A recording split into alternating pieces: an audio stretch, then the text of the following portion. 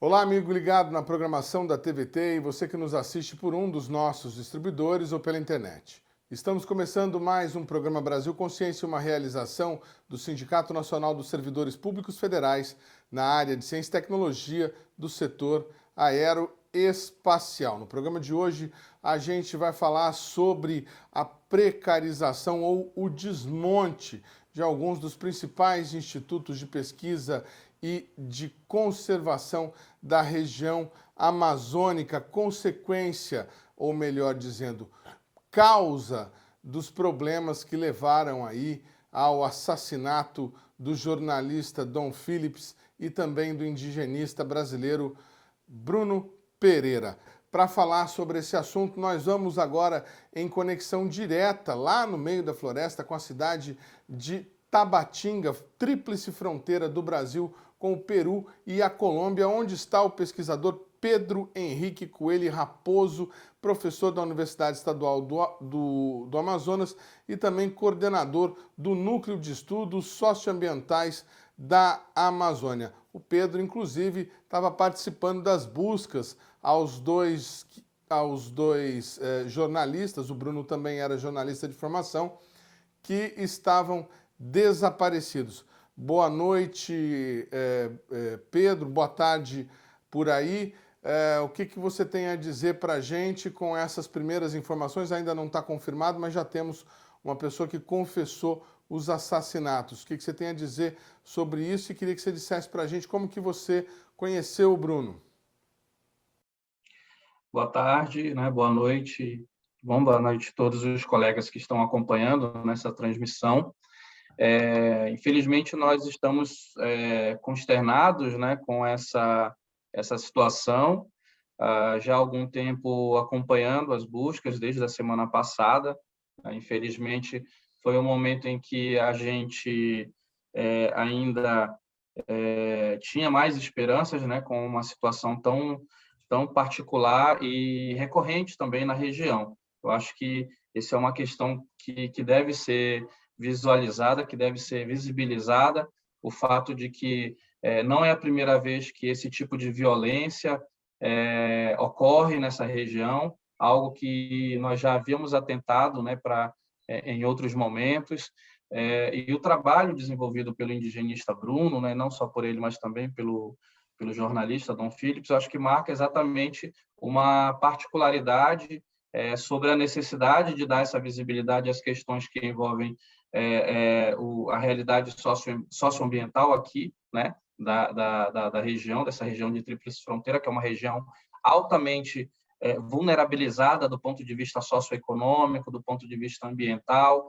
né, marcado por inúmeras questões, inúmeros problemas, e a luta do Bruno, a luta de dar visibilidade a essas questões pelo Dom Phillips também, procurava, de alguma maneira, apresentar as soluções, né, os caminhos, né, que pudessem permitir às populações locais, não só aos povos indígenas, mas também às comunidades ribeirinhas, né, a conviverem de maneira tolerável, de maneira em que se pudesse manter o respeito, né, sobretudo pelos seus territórios, e infelizmente isso acabou acontecendo, né, num momento aí tão particular, que eu acredito que é essa ausência e esse processo de desmonte, de desestruturação das instituições públicas responsáveis pelo monitoramento desses territórios, né? A ausência dessas instituições tem ocasionado, de alguma forma, que essas taxas de violência, de violação contra os direitos dos povos indígenas, de violações territoriais, tenham ocorrido mais nos últimos anos. Infelizmente, a gente tem recebido atualmente as informações sobre os corpos, né, sobre a ideia de que os suspeitos acabaram confessando as informações sobre os homicídios, mas a gente ainda está aguardando o posicionamento do gabinete de crise, né, da Superintendência da Polícia Federal e da Secretaria de Segurança Pública do Estado do Amazonas, para que, de fato, para que nós possamos ter um posicionamento oficial a respeito das buscas. Agora, a gente tinha te perguntado como que você conheceu o Bruno e o jornalista Dom Phillips, se você chegou a conhecê-lo também, e qual era o trabalho que vocês desenvolveram aí na região? O que você acredita que motivou esse crime contra o indigenista? Olha, o Bruno, como servidor de carreira da FUNAI, da Fundação Nacional do Índio, sempre esteve presente, né, aqui nessa região, foi responsável entre o período de 2015 a 2017 pela coordenação regional do Vale do Javari, que é a estrutura administrativa que faz a gestão do território indígena, e naquele momento, por uma demanda dele, em parceria nossa com o NESAM, com a Universidade do Estado do Amazonas, pelas atividades de pesquisa e de extensão que nós realizamos, foi proposto, né, que nós pudéssemos realizar um trabalho, né, de qualificação de informações socioambientais, de mapeamento socioeconômico, desse conjunto de comunidades ribeirinhas que se encontra na região limítrofe da terra indígena Vale do Javari, né? Essas comunidades, inclusive as comunidades na região onde ele desapareceu com Dom Phillips, né, a comunidade de Ladário, São Rafael e São Gabriel, são comunidades que têm um potencial de recursos pesqueiros presentes no seu território, né, dado a quantidade de lagos, né, de pesca, né, sobretudo da pesca do pirarucu, que é um peixe regional amazônico que tem bastante saída, né, do ponto de vista do mercado, da comercialização. Então, o trabalho inicial, naquele momento, alguns anos atrás, era de se pensar como as comunidades ribeirinhas pudessem, em diálogo com as instituições públicas, pensar, né, de maneira mais racional a exploração, né, a utilização coletiva desses lagos, desses territórios, consequentemente gerando renda, né, às famílias locais e também, de maneira evidente, fazer com que essas ações pudessem, de alguma forma, proteger, né, essa região, essa borda do território do Vale do Javari contra a entrada, né, de agentes externos que pescam de forma ilegal, que retiram madeira de maneira ilegal, que caçam, né, os animais silvestres de maneira ilegal dentro da terra indígena. Então, naquele momento, nós acreditávamos, em diálogo com o Bruno, que isso pudesse ser um caminho, né? Após o ano de 2017, 2018, essa discussão ela se intensificou, né, resultando num plano de manejo desses lagos autorizado pelo IBAMA, em parceria com a Prefeitura de Atalaia do Norte, com as instituições de pesquisa, né? Essas comunidades elas lograram êxito com a comercialização desse pescado protegido nesses lagos, mas, na medida em que isso aconteceu, nós também assistimos inúmeros conflitos internos, né, dentro dessas comunidades, que estavam ligados aí, sobretudo, a uma quantidade de famílias que era contra, né, a presença dessas instituições e dessa atividade de manejo dos lagos. Consequentemente, a gente também imagina que isso foi causado, né, pelos inúmeros agentes externos à comunidade, às vezes parentes, né, familiares de moradores da comunidade, que eram contra, já que eles desenvolviam de maneira ilegal, né, dentro dessa região, atividades de pesca, de caça, né, de retirada de madeira ilegal. Então, isso foi, inclusive, um fator que fez com que esse processo de gestão do lago pudesse ser descontinuado, né? Houve aí inúmeros problemas que levaram, né, à não continuidade desses recursos pesqueiros, da gestão desses recursos pesqueiros. Dentre eles, a gente pode apontar para a questão da presença ali como eu acabei de destacar, de agentes externos aliciando os moradores. A gente tem uma presença ali de questões que envolvem problemas como segurança pública, a nossa própria retirada, a nossa própria ausência, né, consequentemente, dentro dessas regiões, foi ocasionada também por essa desconfiança, por essa sensação de perigo, né, a qual nós sempre estamos lidando aqui quando trabalhamos com comunidades ribeirinhas e comunidades indígenas dentro das terras indígenas. Então, isso acabou se tornando algo evidente, algo que já havia sido destacado em outros momentos nos nossos trabalhos, nas nossas publicações acadêmicas, no trabalho de qualificação das informações que nós sempre encaminhamos à FUNAI, ao Ministério Público Federal, em parceria, né? Isso tem se tornado, né, algo evidente, e, infelizmente, o que acontece hoje, né, com o desaparecimento do Bruno e do Dom Phillips, é resultado consequente, né, digamos assim, desses problemas reais que já há muitos anos estão presentes aqui na região. O senhor, como um pesquisador que trabalha num local tão emo, Tabatinga, para quem não conhece, para quem não sabe, não tem acesso por estrada, né? Só chega aí de barco ou de avião.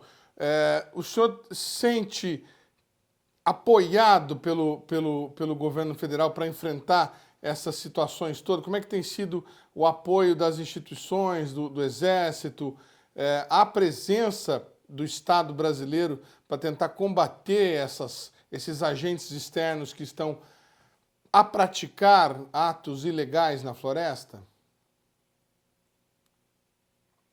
Então, a gente tem acompanhado, infelizmente, de 2018 para cá, né, mas não só de 2018, já há algum tempo, esse processo de desmantelamento, de desidratação, né, das instituições públicas responsáveis pelo monitoramento desses territórios, responsáveis pela segurança e pela integridade física da população que está presente nessa região, né? Então, isso é uma questão que é visível, que já tem inúmeros trabalhos, inúmeras publicações nossas que retratam essa questão. A gente tem lidado exatamente com essa ausência, o que eu tenho chamado de uma ausência presente dessas instituições públicas e, consequentemente, vivenciando essa realidade, né, vivenciando uma realidade onde grande parte significativa dos municípios dessa região de fronteira são municípios que têm números muito baixos, índices muito baixos de desenvolvimento humano, né? Ao mesmo tempo, índices altos de desigualdade socioeconômica, né? De acesso a recursos, né? Que permitam, digamos assim, a subsistência, a sobrevivência, né? Das comunidades, da população local. E é evidente que os problemas que envolvem aí esses mercados ilegais, por exemplo, como o narcotráfico, né? A exploração ilegal da pesca, da madeira, e da caça, né, de outros recursos naturais, acaba sendo resultado de necessidades, né, que permitem à população local sobreviver. Então, a gente tem, de fato, aí um problema muito grave, né, que é a ausência de políticas públicas para a geração de renda às comunidades locais, sobretudo as comunidades ribeirinhas, né, não indígenas, ao mesmo tempo uma falência, né, uma desestruturação das organizações, das instituições públicas que são responsáveis aí pelo monitoramento desses territórios. O que o NESAM, Núcleo de Estudos Socioambientais, que o senhor coordena, faz? Qual que é o papel de vocês aí na pesquisa e no atendimento às comunidades da região? Certo. O Núcleo de Estudos Socioambientais da Amazônia é um grupo de pesquisa, né, reconhecido pelo Conselho Nacional de Desenvolvimento Científico e Tecnológico, CNPq, né?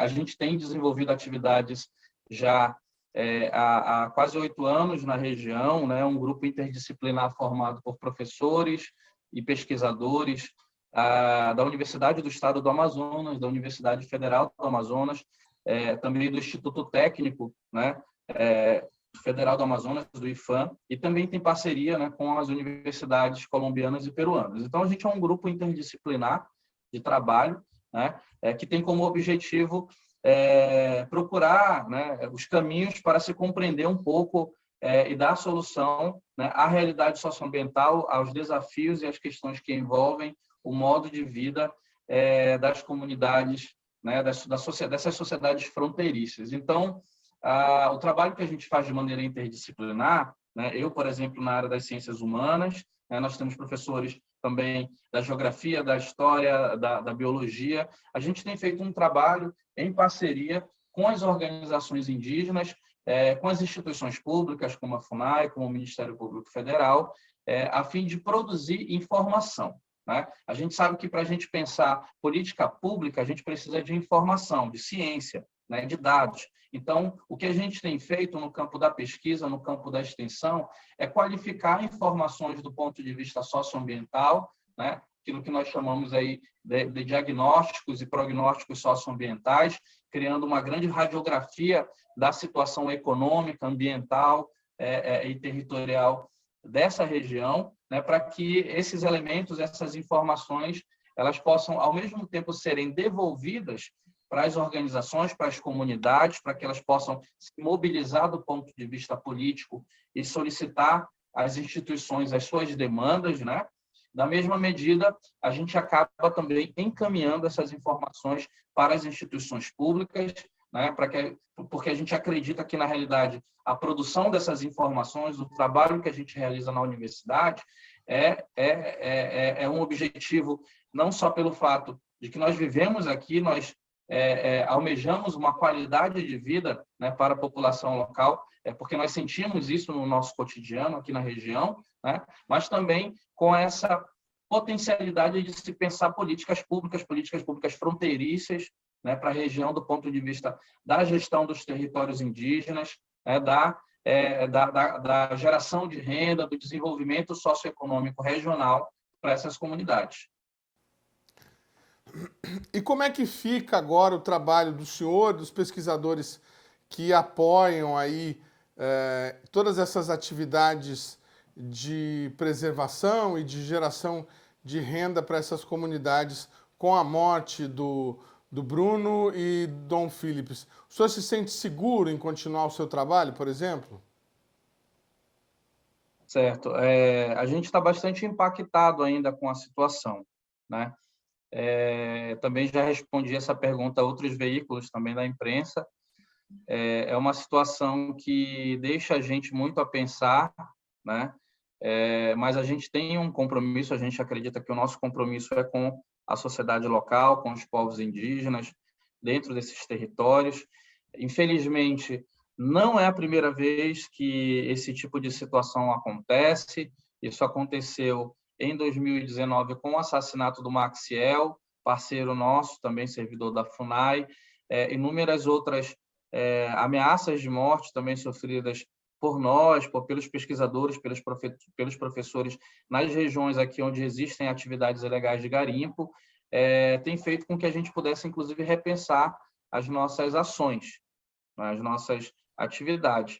Mas eu penso que ainda não é um momento para que a gente consiga avaliar de que maneira nós ainda poderemos estar presentes nessa região, porque o nosso compromisso como universidade, né, trazer a qualidade de vida, melhorar a qualidade de vida, contribuir para a sociedade local, né, para a população local, para o desenvolvimento socioeconômico regional.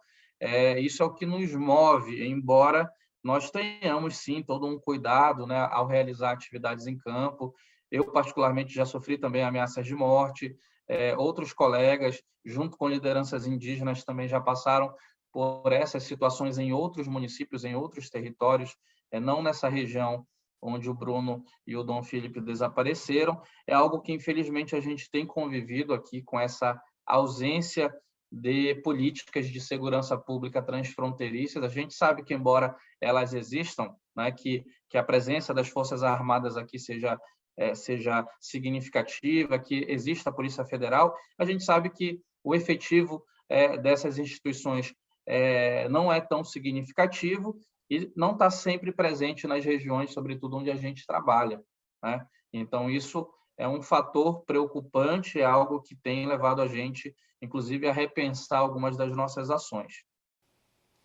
Tá certo, eu quero agradecer demais ao professor pela participação, pela coragem, pelas declarações e desejar sorte e dias melhores aí para todos vocês que estão trabalhando na proteção da floresta. Obrigado. Muito obrigado, Edmond. A gente que agradece pela possibilidade de dar visibilidade, né? Parabéns por esse trabalho que eu acho fantástico. Eu acho que é um momento que, para além da gente estar em luto, a gente precisa se organizar para a luta também, né? E essa luta ela pode ser compreendida como um processo de mobilização política, de dar visibilidade aos problemas da Amazônia, dessa Amazônia profunda, que muitas vezes é invisibilizada, né, e que hoje conta com inúmeros mecanismos, inúmeros canais de comunicação como esse, né, que se faz presente para que a gente possa cada vez mais demonstrar, falar, né, dar voz a essas realidades locais. Muito obrigado. Obrigado você, professor. O programa Brasil Consciência vai para um rápido intervalo e na sequência você vê informações com pesquisadores do INPA. Não há dinheiro nem para trocar lâmpada no principal instituto de pesquisa da Amazônia. Um instante só, não sai daí.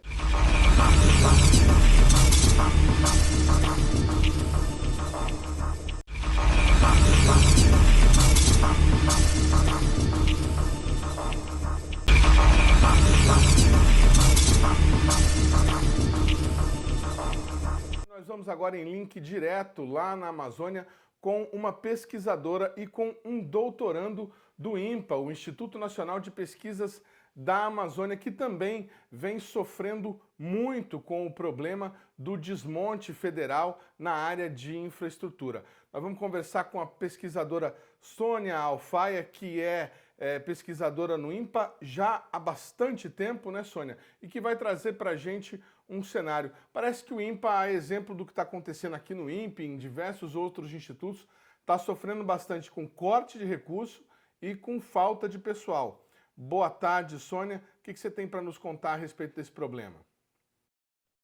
Então, boa tarde, Edmond. Eu te agradeço pelo convite, né, para falar sobre essa situação aqui do nosso instituto, que é bastante dramática, assim, né? Então, hoje, nós estamos trabalhando somente com 473 servidores, né? Lembrando que o INPA já teve, em outros tempos, 1.200 servidores. E nós temos, então, desses 453 servidores, nós estamos com 56% daqueles servidores que têm abono de permanência, quer dizer, que já poderiam se aposentar, né? E esse número ele é ainda mais alarmante se nós olharmos que para cada 10 pesquisadores, né, 9 podem se aposentar, né? Então, isso aí traz uma descontinuidade nas pesquisas que o INPA vem fazendo, né? Então, o INPA é a principal instituição de pesquisa da Amazônia, né?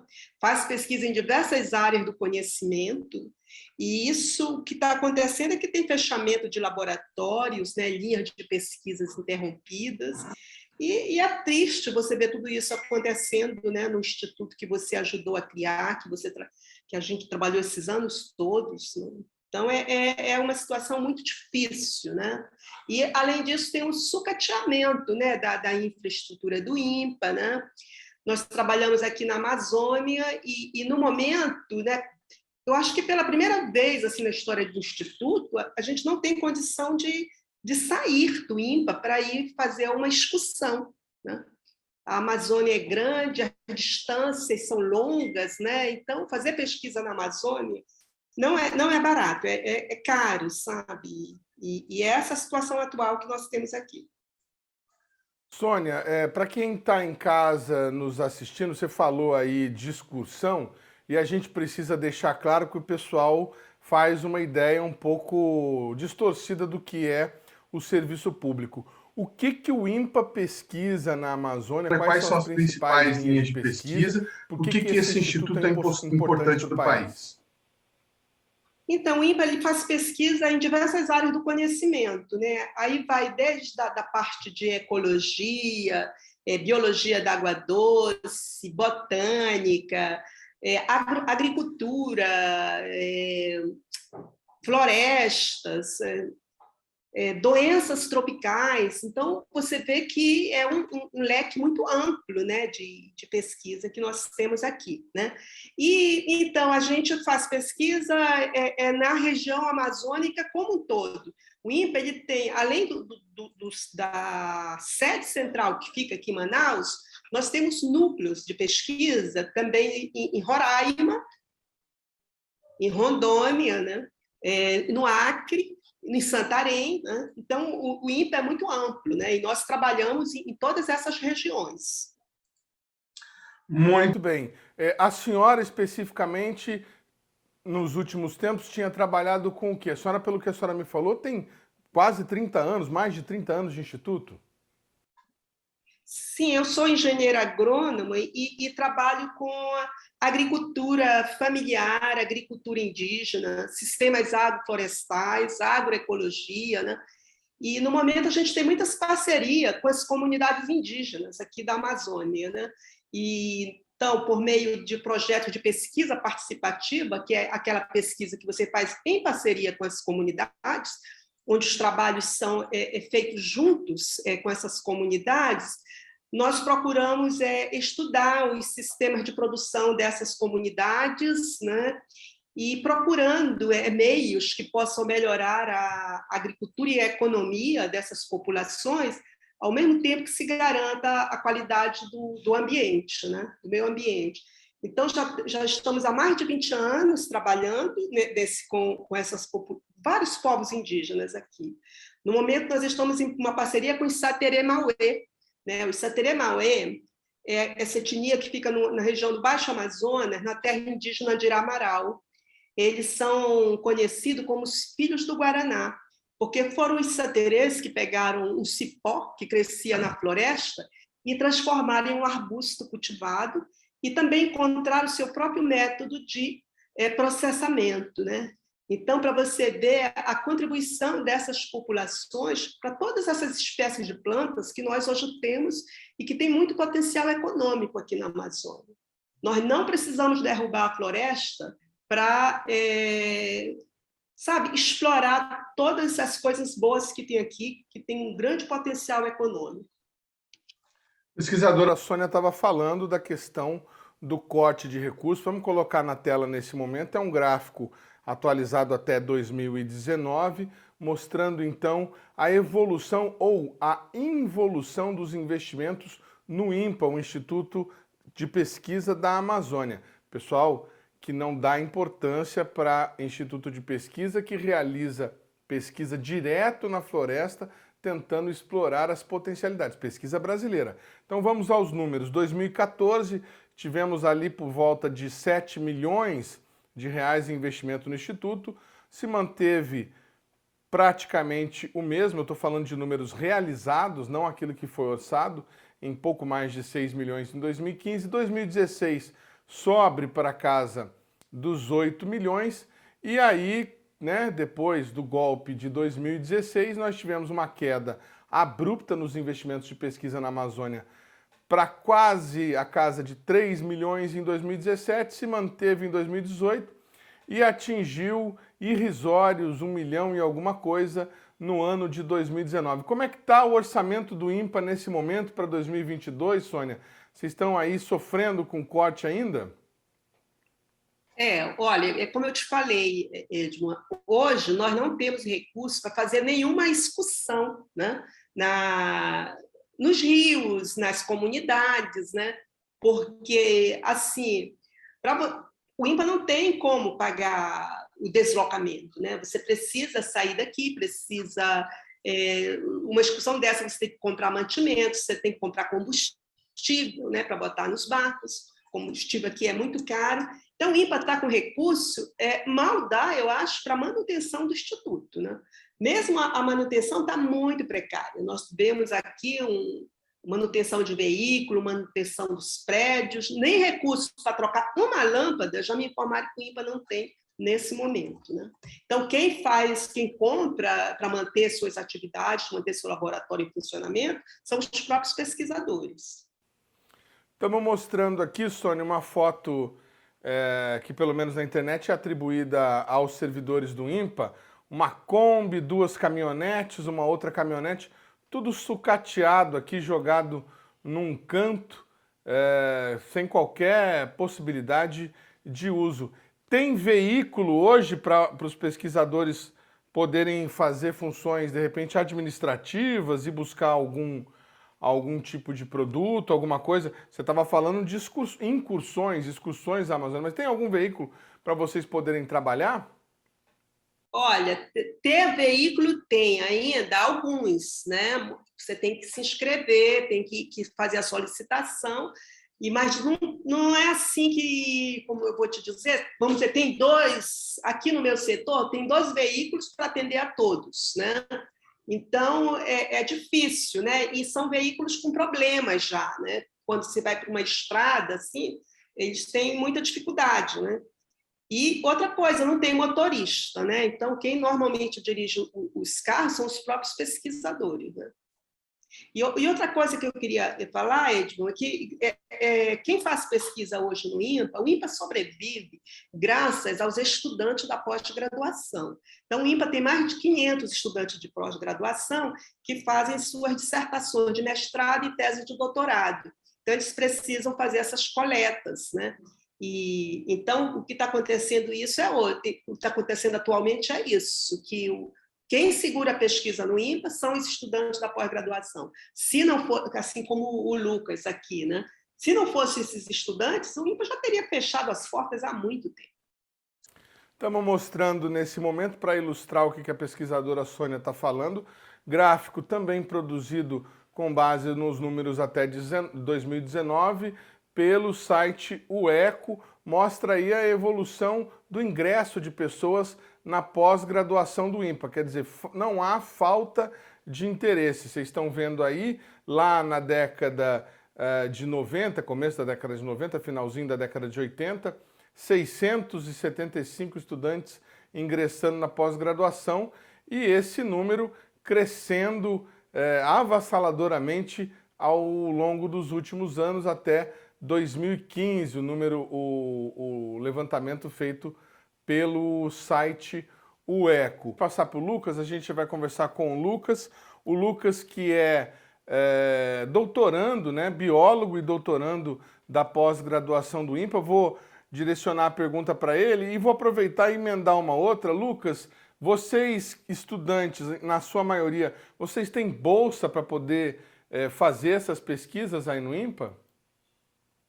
Perfeito, Edmond. Muito prazeroso estar aqui compartilhando um pouquinho desse assunto com vocês. O INPA, como a Sônia falou, ele abrange diversos temas de pesquisa, né? Por exemplo, o INPA deu o primeiro alerta da segunda onda de Covid-19 para Manaus, uma pesquisa que eu tive o prazer de coordenar, publicada na Nature Medicine, por exemplo, né?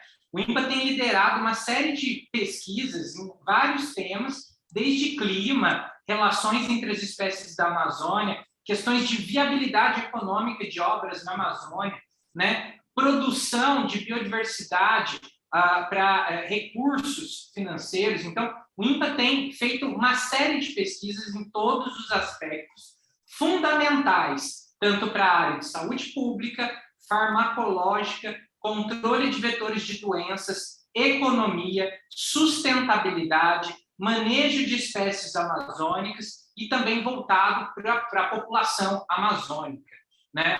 Então, os alunos do INPA, eles têm, como a Sônia falou, segurado as atividades de pesquisa, porque o INPA, como foi colocado, tem um déficit de pesquisadores hoje em relação ao que já teve um dia, né? Em suma maioria, esses alunos têm alguma bolsa, né? É necessário que tenham um vínculo com o INPA através de uma bolsa. Entretanto, depois que a bolsa termina, muitos alunos têm evadido da instituição, uma vez que esses alunos não permanecem na instituição ou até na região amazônica, justamente pela falta de oportunidades. E nós vemos isso em outros institutos federais. Hoje o Brasil ele tem formado uma série de excelentes pesquisadores que estão evadindo do Brasil porque o Brasil não tem absorvido esses pesquisadores que são fundamentais, né? Então, para você ter uma ideia do que a gente tem feito aqui de tão importante nesse momento, nós chegamos a dar, como eu falei, o primeiro alerta de segunda onda de Covid-19 para Manaus, o terceiro alerta, que esses resultados foram práticos em dar um alerta na própria Assembleia Legislativa do Estado, cobrando a necessidade de vacinação rápida da população. Nós também descrevemos o primeiro caso de reinfecção para a região amazônica, que é extremamente importante. Nós produzimos o artigo que mostra o maior desmonte ambiental propiciado pelo governo Bolsonaro na região amazônica, inclusive que nós temos demonstrado que tem favorecido o crime organizado na região, né? Então, tudo isso tem sido produzido por pesquisadores e pós-graduandos do INPA, em conjunto, precisamos lembrar em condições de sucateamento da instituição, né? Se o INPA estivesse a todo vapor com os investimentos em ciência e tecnologia que nós tínhamos equivalente aos governos anteriores, nós poderíamos estar fazendo muito mais. Eu imagino que todo esse apoio que vocês dão acaba refletindo na vida da população, da população da floresta, as pessoas que moram aí, ribeirinhos, que moram na região da Zona Franca de Manaus. O que o INPA impacta na vida da população em geral do Amazonas e mais precisamente da população mais pobre? Eu vou responder para você, Edmo. Você vê, nós fazemos hoje pesquisa, que eu te falei antes, junto com os produtores. No momento, nós estamos com uma pesquisa, por exemplo, para fazer melhoramento participativo. Quer dizer, pegar uma planta aqui, uma espécie nativa da Amazônia, e melhorar junto com os produtores. Então, você faz a seleção daquele material junto com eles, né, e vai criando novas variedades a partir de uma variedade que não apresenta ainda aquelas características que são desejáveis no fruto, né? No momento, a gente trabalha, por exemplo, com melhoramento participativo de pupunha no município de Quari, com os produtores de lá, os produtores familiares. E também nós trabalhamos com os produtores de Codajás no açaí. Codajás é um município aqui do Amazonas que é o maior produtor de açaí daqui.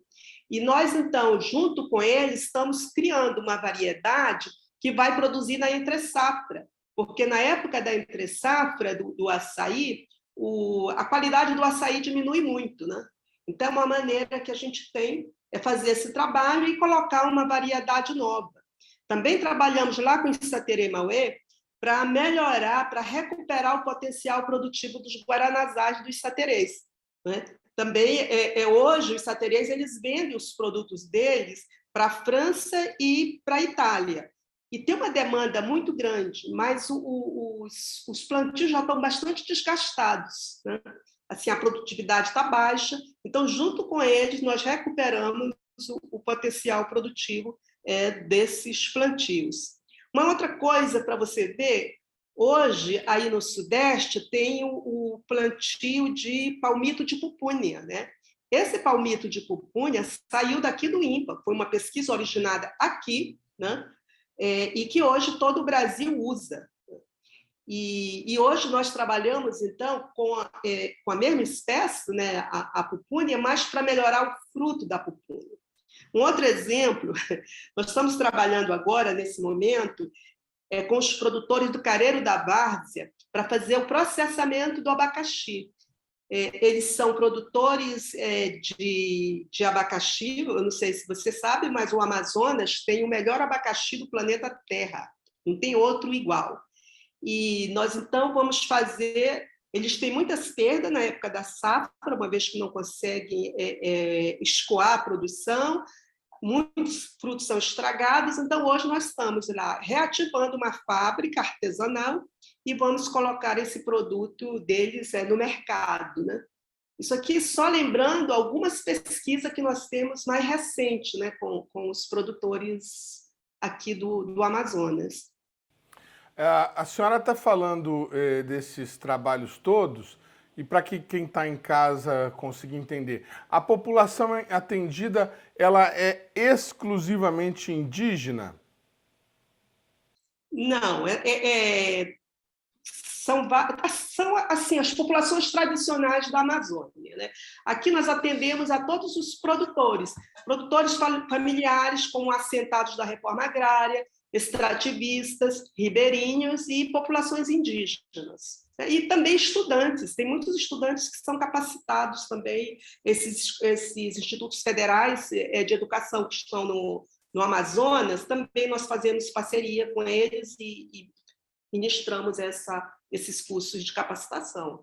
E também produzimos cartilhas, né, para dizer assim, né, não só artigos científicos, mas também produzimos cartilhas numa linguagem muito acessível, né, para distribuir para a população que tem dificuldade de ter um material didático, né? Sônia, com esse minúsculo recurso que o governo federal tem dispendiado para vocês aí, vocês atendem mais ou menos quantas pessoas com essas ações todas que você me falou? Tem ideia desse número? Olha, como eu te falei, né, nesse projeto que eu peguei do governo federal, a gente conseguiu capacitar 2.000 produtores rurais, né, entre extrativistas, indígenas, assentados, né? Então, eu acho que só no seu trabalho, só nesse trabalho que a senhora está falando. Sim, porque esse também é um trabalho de extensão, né? Com esse trabalho nós atingimos isso. E em 2 anos, tá? Tem que colocar o período que foi. Legal, o programa Brasil Consciência vai para um rápido intervalo e a gente volta já já para falar mais sobre esse assunto. Um instante só, não sai daí.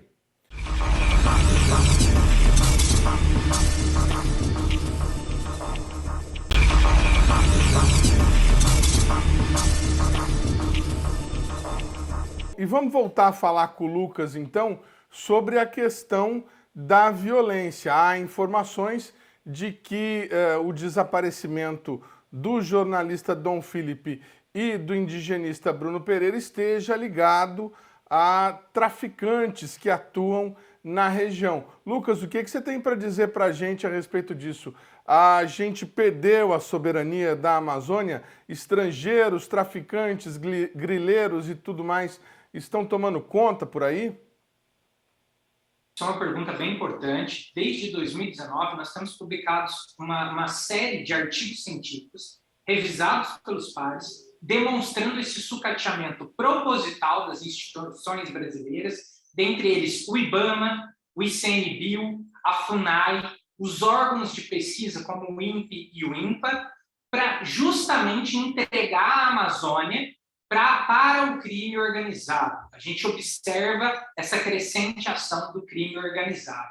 É preciso deixar claro, primeiramente, que o governo federal tem imbuído uma série de medidas que têm sido consideradas como agenda da morte, de acordo com várias publicações científicas, para facilitar a ação de grupos criminosos na Amazônia, principalmente grileiros, madeireiros e garimpeiros, que estão sendo financiados nesse momento pelo crime organizado.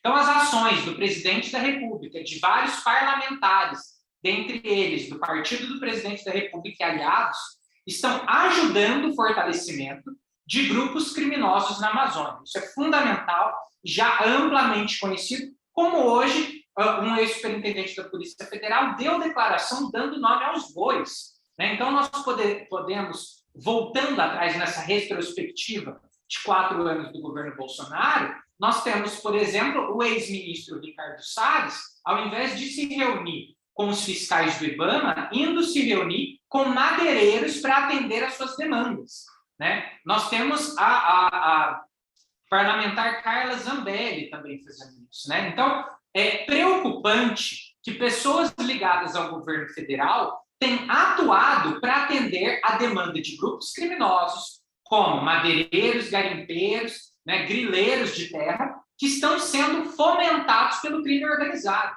Nós vemos mais de 2.000 balsas de garimpo no Rio Madeira. Um equipamento da balsa de garimpo custa mais de R$1 milhão para uma balsa. É importante dizer que não é o pequeno garimpeiro que está fomentando isso. Isso é com dinheiro do crime organizado. E nós temos diversos projetos de lei justamente para facilitar a ação desses grupos e organizações criminosas. Isso é muito sério.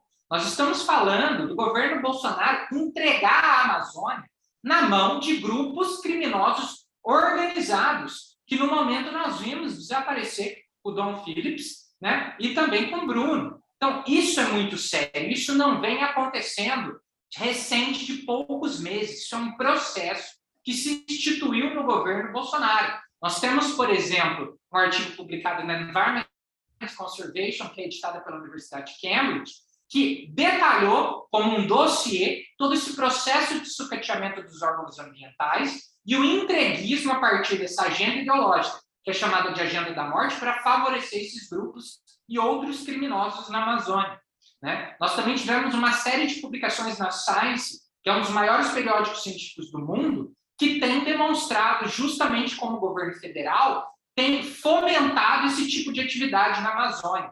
Então, isso está ligado às ações dos nossos parlamentares, à base do governo e ao presidente da República, né? Uma vez que isso está ligado não só aos projetos de lei, mas como os discursos de ódio desses parlamentares têm endossado esse tipo de ação. No começo do mandato do Jair Bolsonaro, ele deu uma declaração de que nenhum centímetro de terra ia ser demarcado para povos indígenas. Na semana seguinte, a terra dos Urerauauau foi invadida em Rondônia e aqueles invasores, que eram madeireiros e grileiros, falaram que agora que o presidente era Jair Bolsonaro, eles estavam reivindicando aquela terra para eles, e se os indígenas tentassem reaver a terra, eles iam decapitar todas as crianças. Então, esse é o sinal hoje que a gente tem observado na Amazônia. Uma outra publicação na Die Erde, que é editada pela Associação Geográfica de Berlim, nós denunciamos a ação dos militares, né? O Exército Brasileiro, cuidando da Covid, distribuiu hidroxicloroquina para os indígenas, que é um medicamento que não tem nenhuma eficácia, colocando diversas etnias em risco. Esses mesmos militares, quando colocados para combater a grilagem de terras na Amazônia, propositalmente interferiram nas ações de fiscais do IBAMA. Propositalmente deixaram de fiscalizar as áreas que são consideradas hotspots de desmatamento. Então, tudo isso vem a partir de ordens do governo federal. O governo federal instituiu a passe livre para os criminosos na Amazônia. Instituiu a expansão das atividades criminosas na Amazônia e entregou a Amazônia para esse tipo de gente. Nunca houve entreguismo da Amazônia como o presidente Jair Bolsonaro providenciou durante o mandato dele. Então, vamos repetir e tentar deixar claro. Não é questão de incompetência ou de entendimento diferente daquilo que pode ser feito com a floresta. É um projeto de entrega para exploração desenfreada e assassinato e subjugamento de população indígena. Edmond, veja que o que eu estou falando aqui não é nem minha opinião, isso já são dados revisados pelos pares, publicados nos maiores periódicos científicos do mundo, né?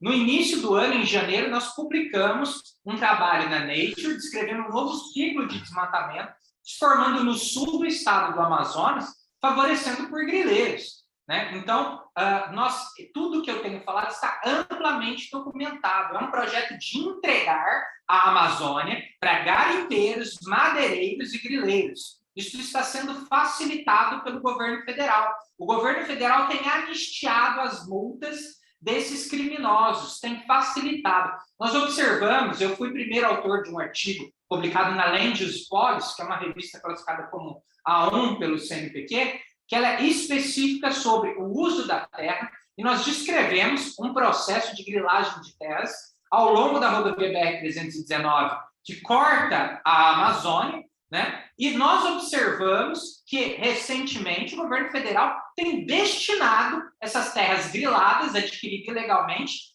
a essas pessoas, a esses criminosos, né? Então, nós vemos que é um projeto de ocupação da Amazônia com tudo que não gera renda para a população.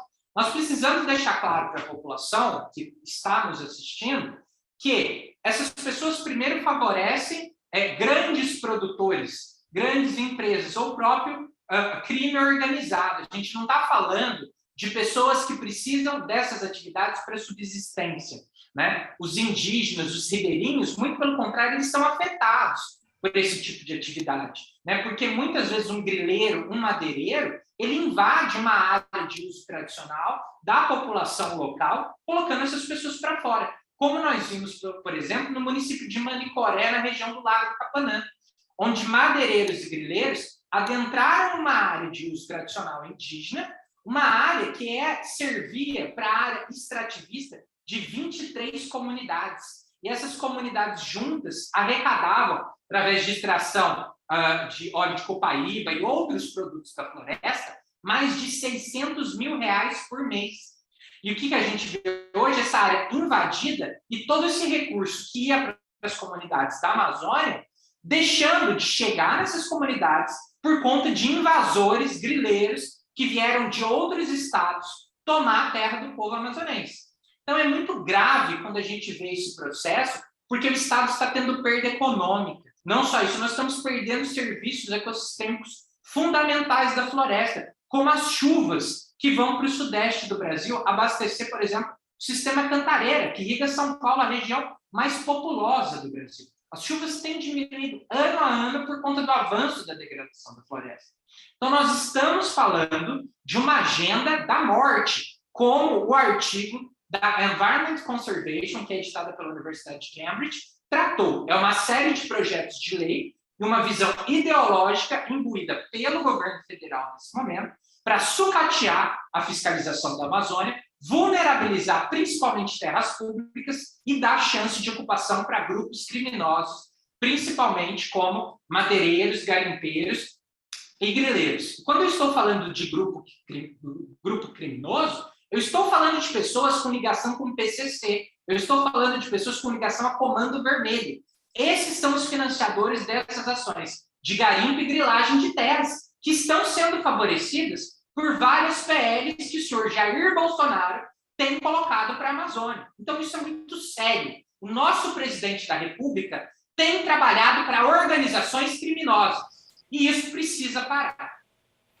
Lucas, algumas pessoas estão dizendo que essa violência ela tem acontecido com grande frequência e que nós só estamos tendo notícias agora dela por conta de ter atingido um indigenista e um jornalista internacional. Você citou aí um caso de uma invasão de terra em que os índios foram ameaçados se tentassem retomar. Como é que está essa questão da violência contra a população indígena? A gente tem notícia de comunidades que desapareceram, de crianças que foram jogadas no rio, meninas estupradas. Fala para a gente um pouco sobre essa situação toda. Edmond, nós temos publicado uma série de artigos científicos, inclusive na Science, que é o maior periódico científico do mundo, junto com a Nature, sobre isso, e temos denunciado uma série de invasões. Né? Hoje não existe terra indígena que não esteja vulnerável na Amazônia. Justamente porque nós temos, inclusive, esse marco temporal proposto pelo presidente da República, que visa destituir todas as terras oficializadas e demarcadas depois de 1988. Nós estamos falando de mais de 30 anos de retrocesso nas questões indianistas no Brasil. Então, justamente, o Bruno, o Dom Phillips foram assassinados por defender o direito desses indígenas. Né? Nós temos visto o presidente da República querendo vulnerabilizar mais de 80% das terras indígenas demarcadas no Brasil, como, por exemplo, a Raposa Serra do Sol, que tem enfrentado uma explosão de garimpo em suas terras, com mais de 20 mil garimpeiros ali dentro. Né? Então, nós estamos falando de áreas sobre alta pressão. Né? A terra indígena São João, no município de Tapauá, que foi cortada por um ramal ilegal, aberto com retroescavadeira da própria prefeitura de Tapauá, cortando uma terra indígena numa unidade de conservação, onde os indígenas foram ameaçados por ir em partes da sua própria terra. Né? Então, as terras indígenas hoje são extremamente vulneráveis, porque assim se fez por uma série de projetos de lei e também pela vulnerabilização dos órgãos ambientais que fiscalizavam essas terras. Numa publicação em 2020, na revista Science, nós demonstramos que o Exército Brasileiro estava atrapalhando a fiscalização do IBAMA em terras indígenas. Deliberadamente. Deliberadamente. Não é uma questão de incompetência, não fizeram porque não sabiam o que estavam fazendo. Eles foram lá para atrapalhar. Nós temos um artigo, inclusive, que trata principalmente da questão da militarização para a proteção da Amazônia, né, publicado na Die Erde, que é editada pela Associação Geográfica de Berlim. Né? Como militares e a Covid-19 foi utilizada como cortina de fumaça para a destruição da Amazônia. Esse é o título do artigo científico. Né? Então, nós temos demonstrado isso. Todas as Forças Armadas e a bancada base do governo têm atuado sob a liderança do presidente Jair Messias Bolsonaro para fragilizar a Amazônia. Né? Nós tivemos, por exemplo, ordens de lei da mordaça para os fiscais do IBAMA, onde eles não poderiam se pronunciar. Nós tivemos o Ministério do Meio Ambiente avisando onde iria realizar as fiscalizações para dar tempo dos bandidos fugirem. Né? Então, isso não é deliberado, isso não é por acaso, isso é deliberado, isso precisa deixar claro. Uma coisa é por acaso, esse conjunto de medidas para fragilizar os órgãos ambientais e esse conjunto de leis propostos para vulnerabilizar os povos indígenas, toda a população, isso não é por acaso, isso é projeto. Né? O governo federal tem um projeto de destruição da Amazônia. Nós temos diversos artigos científicos que comprovam isso. Então, não é minha opinião, isso já transcendeu esse ponto. Nós estamos falando de informações científicas revisadas pelos pares, publicados nos maiores periódicos científicos do mundo, como a Science and Nature. Bom, é importante dizer que tudo isso tem acontecido aqui na Amazônia, né? E, de fato, as ações do presidente da República têm dado continuidade a essas atividades. Agora, é importante dizer que uma série de outras medidas têm sido pautadas pela bancada do governo e pelo presidente da República, que colocam em xeque qualquer tentativa da gente retomar o controle da Amazônia. Um deles, por exemplo, foi diversos projetos de lei, inclusive um que foi aprovado há poucos meses, e eu fiz uma representação ao Ministério Público Federal, embasado em artigos científicos, isso está na mão da PGR, parado. Esse projeto visava liberar o aumento de portes de armas para caçadores, atiradores, né, desportivos, né, o que facilita o porte de arma e o porte de munições na Amazônia, que facilita ainda mais ações desses agentes que estão invadindo terras indígenas, terras da União. Né? Então, esses parlamentares estão distribuindo armas, né, na Amazônia, o que tem contribuído para essas ações, principalmente de ataques a terras indígenas. Projeto do governo federal. Né? Precisamos também lembrar das falas antidemocráticas do presidente da República e o evento de 7 de setembro, né, do ano passado, onde houve uma tentativa de golpe.